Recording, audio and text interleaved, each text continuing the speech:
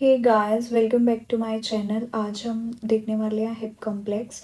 तो साथ के साथ इसके नॉट्स देखेंगे हम लोग। And let's start with the today's topic hip complex. तो इसमें सबसे पहले हम पढ़ने वाले हैं basic anatomy, then articulation of femur. Articulation of femur में हम एंगल ऑफ इंक्लिनेशन पढ़ने वाले हैं, एंगल ऑफ इंक्लिनेशन एंड इसकी जो कंडीशंस हैं कॉग्जा वेरा एंड कॉग्जा वेल्गा।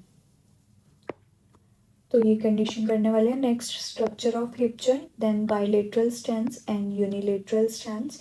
देन हम पढ़ने वाले हैं कॉन्ट्रालेटरल एंड इप्सिलेटरल केन का use, then lumbopelvic rhythm and then हम देखेंगे kinematics of hip joint. At last हम देखने वाले हैं static and dynamic stability of hip joint. Static stability कहाँ से मिलती है हिप जॉइंट को, और डायनेमिक स्टेबिलिटी कहाँ से मिलती है। नेक्स्ट स्टार्ट करते हैं इंट्रोडक्शन से। तो हिप जॉइंट को और कॉक्सा फिमोरल या फिर फिमोरो एसिटोबुलर कॉम्प्लेक्स भी कहते हैं। Coxa femoral and femoro acetabular complex भी कहा जाता है। Serves as weight bearing function. ये क्या काम आता है, वेट बेयरिंग फंक्शन करता है। Next, help in transmission of weight of head, arm and trunk. Head, arm और ट्रंक का वेट बेयर जो ट्रांसमिशन करता है वेट का। Next, it is type of ball and socket type of variety of joint. ये कौन से type का, ball and socket type of variety of joint. Next, इसके मूवमेंट्स कौन कौन से हैं, flexion, extension, abduction, adduction, medial rotation and lateral rotation. And ये मसल्स हैं, कौन कौन सी मसल्स जो हैं वो मूवमेंट कराती हैं, फ्लेक्शन में हेल्प करती है, एक्सटेंशन में हेल्प करती है, abduction, adduction, medial rotation and lateral rotation. And इसके ओरिजिन इंसर्शन देख लेना आप। नेक्स्ट देखते हैं articulation of femur. Articulation of femur में एंगल ऑफ इंक्लिनेशन क्या होता है। Angle of inclination is the angle formed between the line of intersection of shaft of femur. एक लाइन शाफ्ट से पास होगी एंड जो other line drawn from the neck of femur, head and neck of the femur, head और नेक से पास होगी। And in दोनों के बीच में जो एंगल बनेगा 125 डिग्री, this angle is called angle of inclination. तो एंगल ऑफ इंक्लिनेशन क्या हुआ, the line passes from head and neck of the femur and the line passes from the shaft of the femur and the angle formed between this is known as angle of inclination. तो angle of inclination clear हो गया।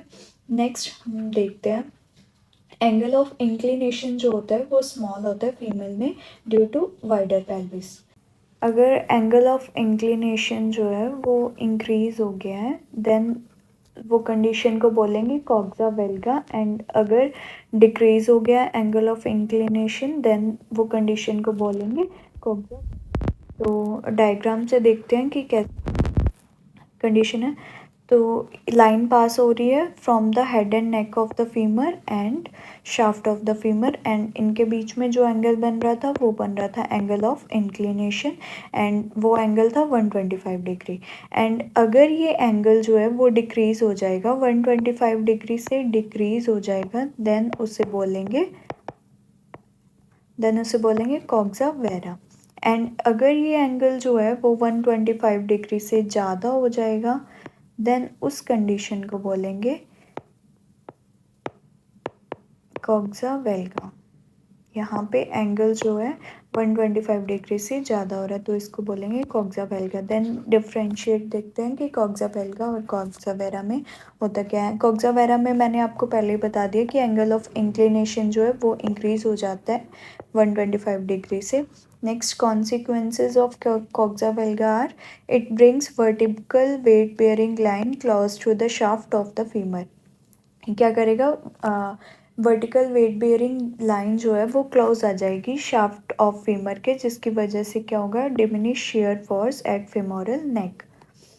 It decrease moment arm of hip abductor. Hip abductors की moment arm decrease हो जाएगी as there is decrease in distance between head and trochanter. Head and trochanter का क्योंकि distance जो है वो कम हो रहा है तो decrease the moment arm of hip abductor. Hip abductors की मोमेंट आर्म क्या होगी, डिक्रीज हो जाएगी। It leads to hip instability. इसकी वजह से क्या होगा, hip instability, hip dislocation femoroacetabular impingement, lateral tilting, tearing and arthritis. तो patient with coxa valga exhibit, patients को क्या क्या प्रॉब्लम आती है? Pain, loss of mobility, shortening of limb and deformity of limb.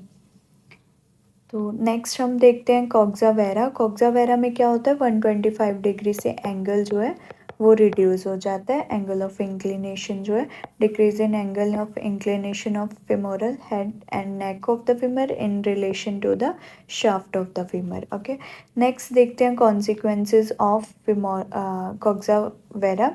तो कॉक्सा वेरा में क्या होता है? हिप स्टेबिलिटी इंक्रीज हो जाती है क्योंकि कवरिंग जो होती है वो इंक्रीज हो जाती है एसिटाबुलम की।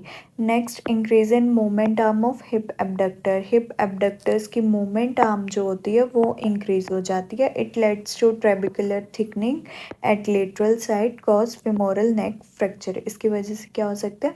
फेमोरल नेक फ्रैक्चर भी हो सकता है क्योंकि ट्रेबिकुलर थिकनिंग इंक्रीज हो जाती है lateral side. It often leads to slipped capital femoral epiphysis। इसकी वजह से क्या होता है? स्लिप्ड कैपिटल femoral epiphysis भी हो सकता है। SCFE कंडीशन जो होती है इसमें देखते हैं क्या होता है। SCFE कंडीशन मोस्ट कॉमन होती है adolescent hip disorder and occurs when femoral head जो है वो डिस्प्लेस हो जाता है posteriorly on femoral neck at the level of growth plate damage. इसमें क्या होता है कि ग्रोथ प्लेट की वीकनेस की वजह से तो यहाँ ग्रोथ प्लेट प्रेजेंट होती है। मेटाफाइसिस, एपिफाइसिस और मेटाफाइसिस के बीच में ग्रोथ प्लेट प्रेजेंट होती है एंड जब ग्रोथ प्लेट की वीकनेस होने लगती है तो जो मेटाफाइसिस एंड एपाफाइसिस जो हैं वो एक दूसरे के साथ एडहेरेंट नहीं रहते, चिपके नहीं रहते एंड देन ये ग्रोथ प्लेट जो है एंड एक दूसरे से दूर चले जाते हैं एंड ग्रोथ प्लेट जो है मूव पोस्टीरियरली और ये दोनों एपिफाइसिस और मेटाफाइसिस जो हैं वो स्टिक नहीं रहते and go away from each other. And thank you guys for watching.